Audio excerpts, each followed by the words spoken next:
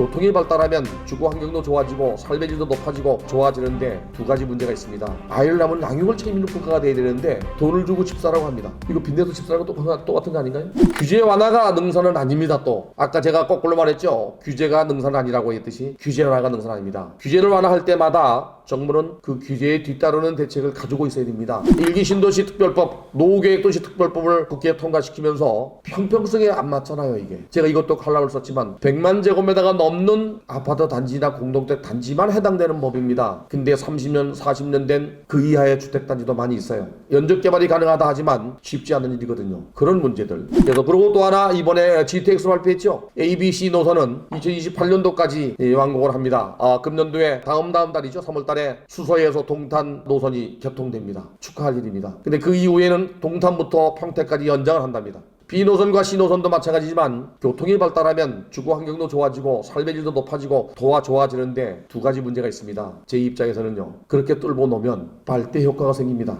파주 운정지구에 있는 사람들이 17일 만에 삼성에 오면은 삼성역에서 쇼핑몰 다니면서 쇼핑하고 잠만 자러 갑니다. 그지요? 2기, 3기 신도시가 베드타운이 안 될 수 있는 자생력이 있는 도시로 만들지 않으면 나중에 도시가 일본처럼 다마 신도시를 비롯한 5개 신도시가 쇠퇴하듯이 그렇게 될 수 있습니다. 두 번째는 어떤 문제가 있을까요? 맨 뒤에 지도가 있는데 시간 관계상 제가 빨리 가겠습니다. 맨 뒤에 지도가 있듯이 여기에 동그라미 있는 데는 전부 더블 역세권입니다. 투기가 일어날 수 있습니다. 물론 그때 가서 이제 규제하겠죠. 그런데 서울에 발빠른 사람들은 발표나자마자 앞으로 5년, 10년, 20년 대 일이지만 이미 땅을 사려고 대들 겁니다. 이미 다 산 상태에서 규제합니다. 이런 대책을 먼저 가지고 가야 되지 않나. 최근에 와서 주택 공급, 특히 아이를 낳는 게 집이 없어서 안 난다고 얘기했는데 개인적인 사담입니다만 저는 아이가 둘입니다. 둘 다 결혼을 했습니다. 큰애가 결혼한 지 6년, 7년째인데 아이 안 납니다. 작은 아이를 낳았어요. 너 왜 안 낳니? 라고 물었더니 엄마 아빠 고생이 키워드리기 쉽지 않아서 마음이 안 놓인대요. 집이 없어서가 아니고 돈이 없어서가 아니고 양육하지 못해서 그런 겁니다.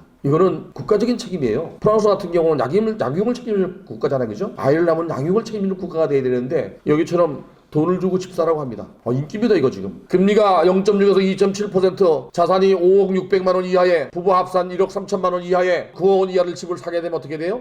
5억까지 대출을 줍니다. 박근혜 정부 때 빚내서 집 사 소리는 안 했지만 금리를 낮추다 보니까 어떤 일이 벌어졌죠? 상대방 당에서는 빚내서 집 사라 이래 얘기했다 그러죠. 이거 빚내서 집 사라고 똑같은 거 아닌가요? 이렇게 해서 집을 구한다고 애를 낳을까? 저는 이게 아니라고 생각해요. 저는 그 신세동 교수님이랑 생각을 같이 하는 게 꽤 많이 있습니다. 제가 좋아하고 또 존경하는 분인데 작년, 재작년에도 같은 생각을 갖고 이야기했던 것 중에 하나가 메가시티 서울. 저는 이걸 반대했었습니다. 물론 찬성도 할 수 있습니다. 언제는 지방으로 가라고 하고 언제는 서울로 오라고 하고 어디에 춤을 춰야 되는지 1963년도부터 7번을 거듭했던 경제개발 5개년 계획, 그 당시에 경제개발 5개년 계획 공장은 전부 장치산업입니다. 지방에 있는 산업단지들 전부 노후불량해졌습니다. 이거 전부 첨단 산업단지로 바꾸면 환경도 좋아지고 가용 토지도 상당히 많이 남습니다. 여기에 쇼핑몰과 아파트를 짓고 보급 일자리를 만들어주면 젊은 사람들이 서울에 올 이유가 없습니다. 그죠? 이게 지방경제 활성화와 균형 발전과 집중화를 박을 수 있는 일이 아닌가. 그런 차원에서 이렇게 대출만 주고 집을 사라고 하는 것보다는 오히려 더 좋은 정책이 아닌가 하는 생각이 들어요. 정비사업도 마찬가지고요. 물론 이렇게 해야 됩니다. 이걸 통해서 주택을 170만 원 공급하겠다. 물론 삶의 질을 높이기 위해서는 해야 되겠지만 일시에 또 사업이 진행되면 임대료가 올라가고 뒤따라 부동산 가격이 올라가고 시장이 어지러질 수밖에 없죠.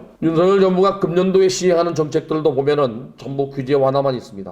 나쁘다고 하는 것이 아니라 시장이 죽어있을 때 살리는 데는 불쏘시개가 되고 또 이 최소한의 대출은 내 집 마련의 징검다리가 되기 때문에 좋은 점도 있습니다. 그러나 후속 대책이나 또는 이와 관련된 부작용이 났을 때의 대책도 가지고 가야 되지 않나 하는 생각이 들고요. 지난 정부와 이번 정부는 그냥 간단하게 비교해봐도 규제와 완화라 이렇게 판단할 수가 있습니다. 주택 수요나 공급, 세제 모두 다가 지난 정부는 규제 1번대였고요. 이번에 전부 규제 완화로 하는 거 아닌가. 물론 시장 경제를 추구하는 우리나라는 시장 경제의 논리로 가는 게 맞습니다. 그러나 그 시장 경제가 바로 경제와 밀접하게 관계되어 있기 때문에 경제상을 보지 않을 수 없죠. 부동산 시장은요 자동차 4바퀴하고 똑같습니다. 한 바퀴는 거시경제 지표고요. 두 번째 바퀴는 내수경제고요. 세 번째는 심정요인이고 그리고 또 하나가 부동산 시장입니다. 그런 차원에서 경제가 어렵다면 역대 정부는 부동산 시장을 가지고 경제 활성화에 이용했다면 이제는 그럴 땐 지났다고 봐요 저는. 그래서 100년 대계를 바라볼 수 있는 정책이 좀 필요하지 않겠나.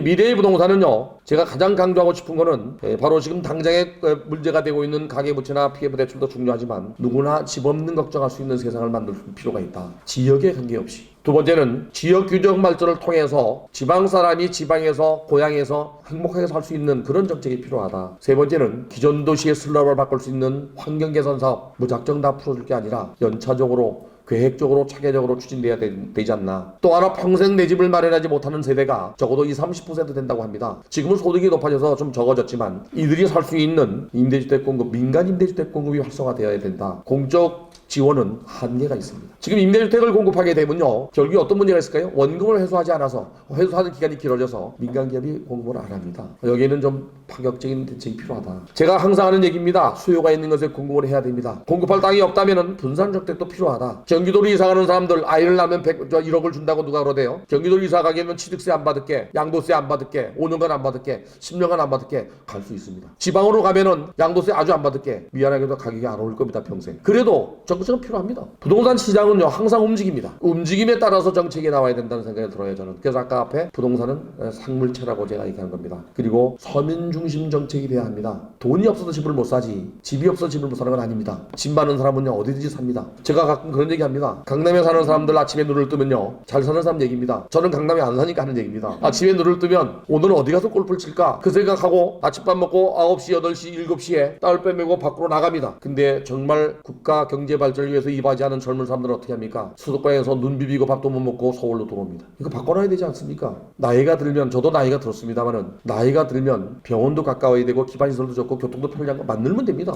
수도권 쪽에 고급 주택가 만들고 병원 지어주세요. 한 50만 평, 100만 평 개발해서 됩니다. 왜 안 됩니까? 그리고 그들 땅에는 정말로 젊은 사람들이 집을 지어줘야 되지 않나. 시장은 정책이 이길 수 없고 정책은 정치가 관여하면 됩니다. 물론 부동산 정책은 정치와 경제가 함께 맞물려 가지만 정책인 논리로 정책을 내놔서는 안 됩니다. 제 소견입니다. 그건.